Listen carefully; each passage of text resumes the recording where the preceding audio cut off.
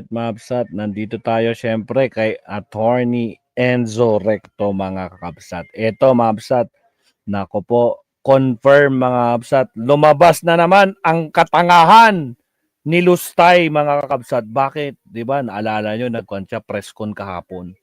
'Di ba? Nirereklamo niya dapat maging kuan, imbestigahan si Zaldico yung mga overpriced laptop. Putragis, kailan ba nangyari 'yun? Panahon ni Briones, mga kakabsat. DepEd Secretary Briones at panahon ng tatay niya. Nako po, dito po, ilalaglag niya ang sarili niyang tatay na naman. O sige, pakinggan natin si Attorney Enzo Recto. Pasok, Attorney. Nako po, malalaman natin kung gaano kabobo talaga itong Lustay na to. Na pati sarili niyang pamilya talaga nilalaglag niya. Kaya nga, di ba, isa sa mga dahilan kung bakit na-reject ang interim release dahil din sa kanya. Ngayon, tingnan niyo na naman tong kabobohan niya. O sige, pasok. Wala nang maraming paligoy-ligoy pa. Diretso sa punto na. Maiksi lang ang komentaryo, pero diretso sa punto. Maraming kuro-kuro, may tiwali, may totoo. Dito, sa puntong diretso tayo. Punto, diretso. Yung. Pasok, Attorney. Nagkalat na naman si Sara ng kahihiyan. Ganun ba, Attorney? Nagkalat na naman. Lumabas na naman ang katangan ni Sara. Pinapaimbestigan niya ang laptop scam ng SunWest ni Zaldico. Duterte era ang korupsyon ngayon. Hindi niya ba alam? Hindi. Ngaw-ngaw lang siya ng ngaw-ngaw. Pareha sila ni Meow Meow. Kamuti din eh. O sige, tuloy. Talagang nagkalat na naman ng kahihiyan si Sara sa presko na ginawa niya. Ang pinakamatinding pagkalat niya ng kahihiyan, alam niyo Okay, kung banat, alin? Attorney.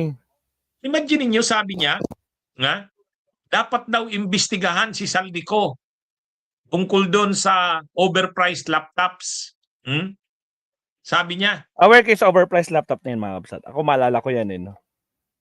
Naglaklase pa ako sa first years of teaching, first years of PhD class ko dati. Yan topic namin yan, no? Kasi may classmate ako sa PhD class ko na mga DepEd teachers. So pinag-uusapan namin to, biro nyo yung mga laptop na worth 20,000 to 25,000. 20 to 25,000. Pero ang lumalabas to sa budget nila, pumapatak 65 to 85,000. Ano yun? Kaninong panahon yan? Panahon ni Digong. Putragis. Sige, tuloy. Yung overpriced laptops, yung sa DepEd. Imbestigahan din nila yung laptop corruption scandal ng Department of Education. Nandoon si Zaldico. At alam ko yun dahil gumawa kami ng sarili naming investigation sa loob ng Department of Education noong ako ay Department of Education Secretary. May I just say na merong confidential funds na pumunta doon sa paghahanap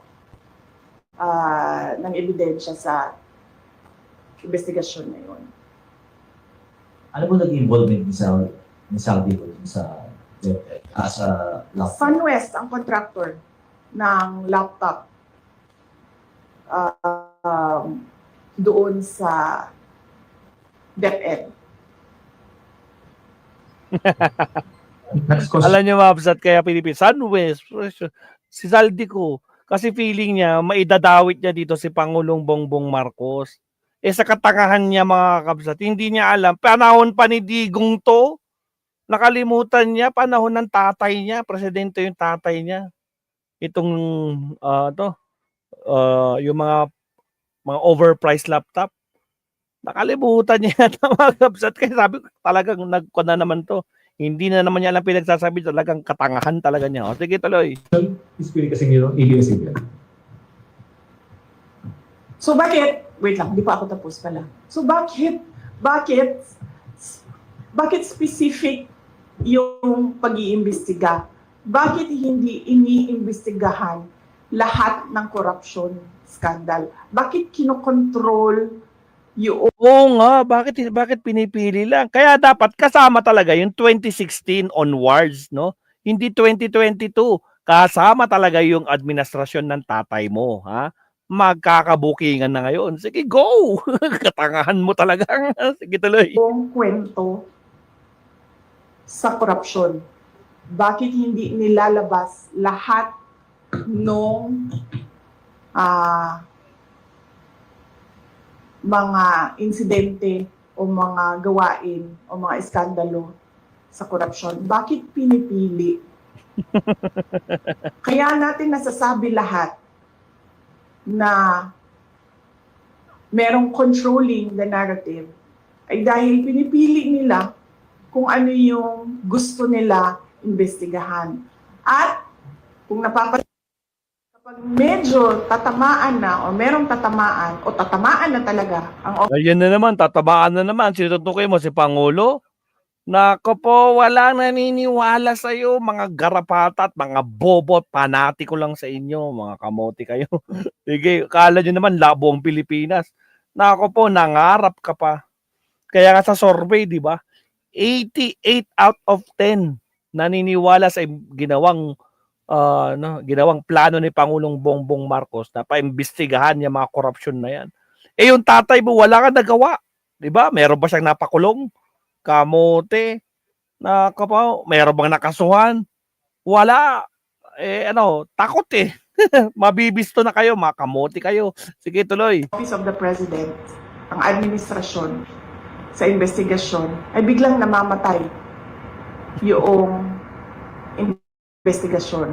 Kung nawawala, Buti nga sa kay Pangulong Bongbong Marcos, may investigasyon eh. Sa inyo, wala. Nanlaban. Pak! Wala. Walang due process sa inyo eh. Diba? Ngayon may due process.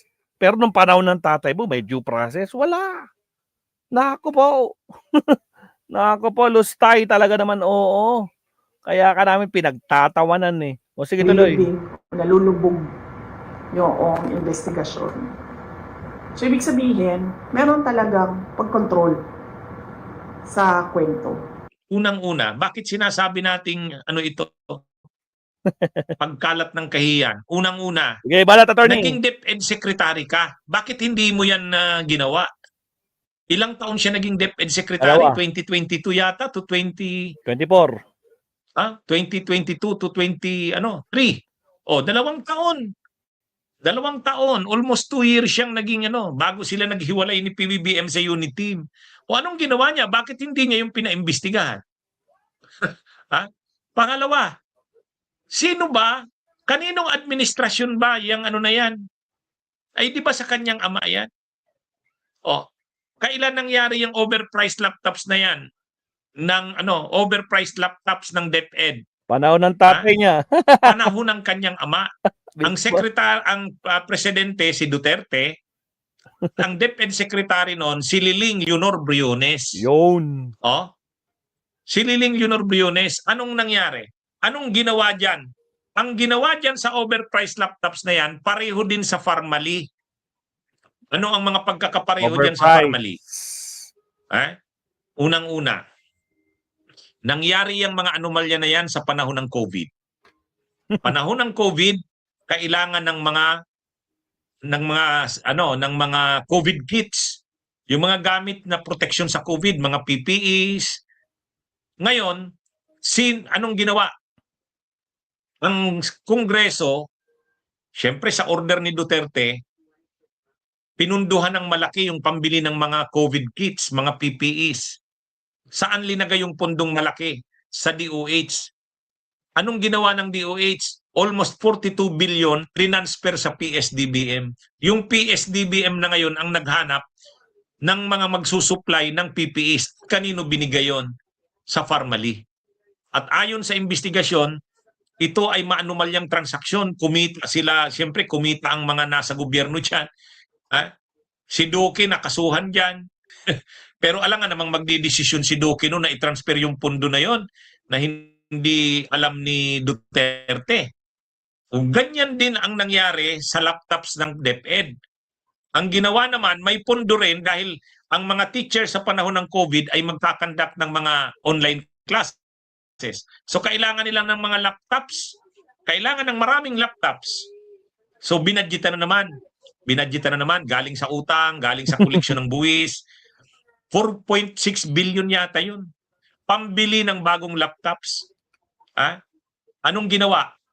Transfer na naman yung pondo galing sa DepEd, transfer na naman sa PSDBM. Nakikita nyo na yung modus. Pagdating sa PSDBM, sila Lau na, yung tao ni Duterte, Lloyd Christopher Lau, ang naghanap ng supplier. At sino ang nakuhang supplier? Yung joint venture ng SunWest, Saldico. Yan. Sasabihin ni Sara, imbestigahan. Inimbestigahan na yan. At nalaman na dyan ang korupsyon. Kaya nga may mga kaso na dyan eh. Sila Liling Briones may kaso na dyan. Kaya lang, ang dapat nakasuhan dyan, si Duterte. Kasi siya yung order na yung pera na yun, i-transfer sa ganito. Yun. Hindi ba alam ni Sara Duterte yun?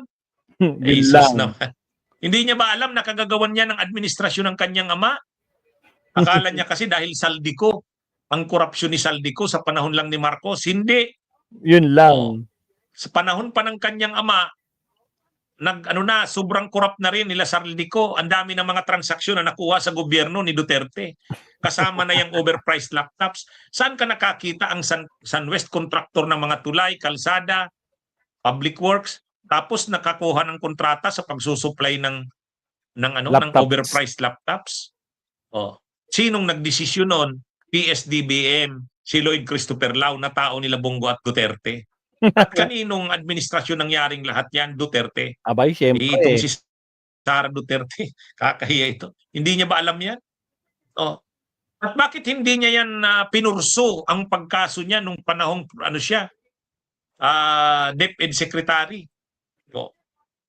Dapat sana dinamay niya na yung kanyang ama sa kaso na yan. Kasi lahat ng nangyaring yan sa mga panahon na yan, overpriced laptops, formally, nagagawan niya ng kanyang ama. Kaya yung kagagawa ng kanyang ama, hindi lang yung mga pagpatay sa war on drugs, malawakang korupsyon, lalo na sa panahon ng COVID. Sapul na naman sa katangan itong si Lustay Mabsat. Ito, imbestigahan daw. Di balik tayo na sa panahon ng tatay mo, bobo. Di ba, Mami Piar? Anak ng Kamote Rebecca, shout out.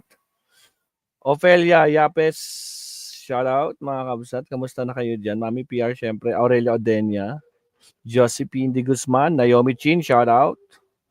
Rosie Matsu, may galab shout out. Yung mga pangalan nyo, mga kabsat, nag-iba na naman. Si YouTube talaga, iba ang pan.